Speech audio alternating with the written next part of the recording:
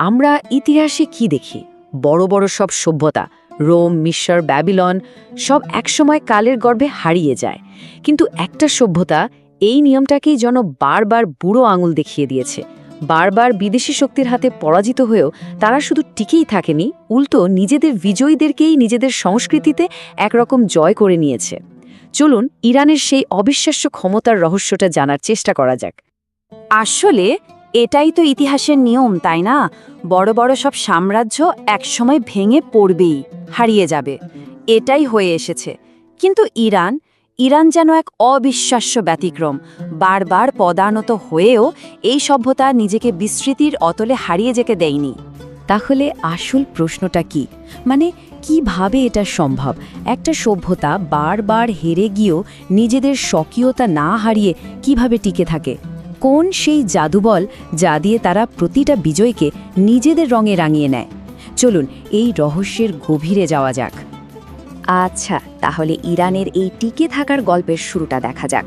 প্রথম যে বড় পরীক্ষাটা আসে সেটা ছিল আখিমেনিড সাম্রাজ্যের সময়। তখন পারস্য ছিল বিশ্বের সবচেয়ে শক্তিশালী সাম্রাজ্য, কিন্তু সেই শক্তির চূড়ান্ত পরীক্ষা নিতে পশ্চিম দিক থেকে এগিয়ে আসছিলেন ম্যাসিডনের এক তরুণ দিগ্বিজয়ী আলেকজান্ডার।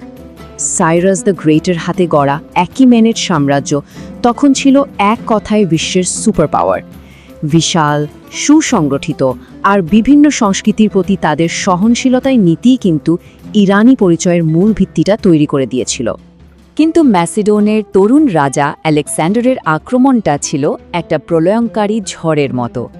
তিনি একের পর এক যুদ্ধে পারস্য বাহিনীকে গুড়িয়ে দিয়ে সোজা সাম্রাজ্যের প্রাণকেন্দ্রে ঢুকে পড়েন, আর তারপর মহিমান্বিত শহর পার্সেপলিসকে পুড়িয়ে ছাই করে দেন। এটা ছিল পারস্যের আত্মসম্মানে এক বিরাট আঘাত।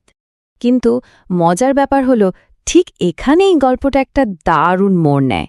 আলেকজান্ডার পারস্য জয় করলেন ঠিকই, কিন্তু এবার পারস্যের সংস্কৃতি যেন তাকে জয় করতে শুরু করল। তিনি পারস্যের রাজকীয় পোশাক পরতে শুরু করলেন, প্রশাসনে পারস্যের অভিজাতদের বড় বড় পদে রাখলেন, এমনকি বিয়েও করলেন একজন পারস্যের রাজকন্যাকে। ব্যাপারটা অনেকটা এরকম দাঁড়ালো যে বিজয়ী নিজেই ধীরে ধীরে বিজিতের সংস্কৃতিতে মিশে যাচ্ছেন। গ্রিকদের পর কয়েকশো বছর কেটে গেল। পারস্যে পার্থিয়ান, তারপর সাসানীয়দের অধীনে আবার একটা শক্তিশালী সাম্রাজ্য গড়ে উঠল। কিন্তু এরপরই এলো দ্বিতীয় এবং আরও বড় একটা ধাক্কা। আরব থেকে ইসলামের আগমন, যা ইরানকে আবার অস্তিত্বের সংকটে ফেলে দেয়। সাসানীয়রা প্রায় ৪০০ বছর ধরে একটা বিশাল আর শক্তিশালী সাম্রাজ্য টিকিয়ে রেখেছিল। তাদের পরিচয়ের মূল ভিত্তি ছিল জরাথুস্ট্রবাদ। এই ধর্মটাই তাদের এক দৃঢ় সাংস্কৃতিক পরিচয়ে বেঁধে রেখেছিল। কিন্তু বছরের পর বছর ধরে বাইজেন্টাইনের সাথে লড়তে লড়তে সাসানীয়রা ভেতরে ভেতরে একদম দুর্বল হয়ে পড়েছিল। আর ঠিক তখনই আরব থেকে উঠে আসা মুসলিম শক্তির ঝড়ের সামনে তারা আর দাঁড়াতে পারল না। কাদিসিয়ার যুদ্ধ তাদের কোমর ভেঙে দেয়, আর নিহাবান্দের চূড়ান্ত পরাজয়ের পর ৪০০ বছরের পুরনো এই বিশাল সাম্রাজ্যটা, জানেন, তাসের ঘরের মতো ভেঙে পড়ল। কিন্তু ইসলাম গ্রহণ করার পরেও ইরানিদের মুক্তি মিলল না। উমাইয়া শাসকরা নিজেদেরকে আরব হিসেবে অনেক উঁচু ভাবত, আর যারা ইরানি থেকে মুসলিম হয়েছে তাদের মাওয়ালি বলে একরকম দ্বিতীয় শ্রেণীর নাগরিকে পরিণত করল। এই বৈষম্য আর অপমান ইরানিদের মনে বিশাল একটা ক্ষোভের জন্ম দিয়েছিল। আর এই ক্ষোভের আগুন থেকেই শুরু হয় আব্বাসীয় বিপ্লব। এই বিপ্লবের পেছনে মূল চালিকা শক্তি ছিল ইরানি সৈন্য আর সেনাপতিরা। তারা উমাইয়াদের হটিয়ে আব্বাসীয়দের ক্ষমতায় আনল, আর খিলাফতের রাজধানী দামেস্ক থেকে সরিয়ে নিয়ে গেল বাগদাদে, যা ছিল পারস্যের সাংস্কৃতিক প্রভাবের কেন্দ্রবিন্দু। এক কথায় পারস্য যেন ভেতর থেকেই পুরো খিলাফতকে আবার দখল করে নিল। এই রাজনৈতিক পরিবর্তনের সাথে সাথেই শুরু হলো এক সাংস্কৃতিক নবজাগরণ বা রেনেসা। কবি ফেরদৌসি তার বিখ্যাত মহাকাব্য শাহ নামা লিখে ফার্সি ভাষা আর ইরানের প্রাচীন গৌরবময় ইতিহাসকে প্রায় হারিয়ে যাওয়ার হাত থেকে বাঁচিয়ে দিলেন। শাহ নামা হয়ে উঠল ইরানি পরিচয়ের এক অমরত্ব স্তম্ভ। ইরান আগের দুটো বড় আক্রমণ তো সামলে নিল, কিন্তু এবার পূর্ব দিক থেকে যে ঝড়টা আসছিল তার জন্য বোধহয় কেউই প্রস্তুত ছিল না। মঙ্গল আক্রমণ ছিল পারস্য সভ্যতার সহনশীলতার সবচেয়ে ভয়ঙ্কর আর চূড়ান্ত পরীক্ষা। যদিও মঙ্গলদের আসার ঠিক আগে তুর্কি সেলজুকরা ইরান দখল করেছিল, কিন্তু তারাও দেশ চালানোর জন্য পারস্যের জ্ঞানীগুণী প্রশাসকদের উপরই নির্ভর করতে বাধ্য হয়। নিজাম আল মুলকের মতো উজিররাই তখন সেলজুক সাম্রাজ্য চালাতেন, মানে সেই একই প্যাটার্ন। কিন্তু মঙ্গলরা, ওরা ছিল সম্পূর্ণ অন্যরকম। এটা শুধু একটা আক্রমণ ছিল না, এটা ছিল একটা নারকীয় ধ্বংসলীলা। চেঙ্গিস খানের বাহিনী একের পর এক শহর, যেগুলো ছিল জ্ঞান বিজ্ঞানের কেন্দ্র, সেগুলোকে আক্ষরিক অর্থে শ্মশানে পরিণত করে দেয়।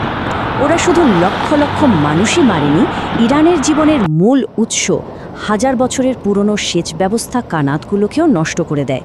ভাবুন একবার, উর্বর জমি চোখের সামনে মরুভূমি হয়ে যাচ্ছে।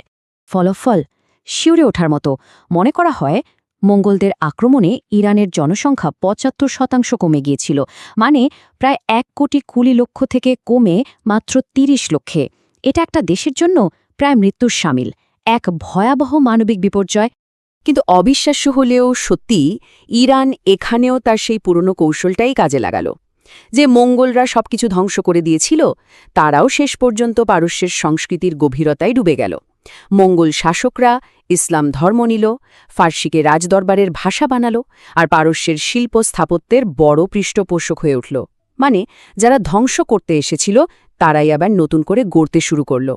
তাহলে বারবার এই যে জয় আর আত্মীকরণের চক্র, এর শেষে কি দাঁড়ালো?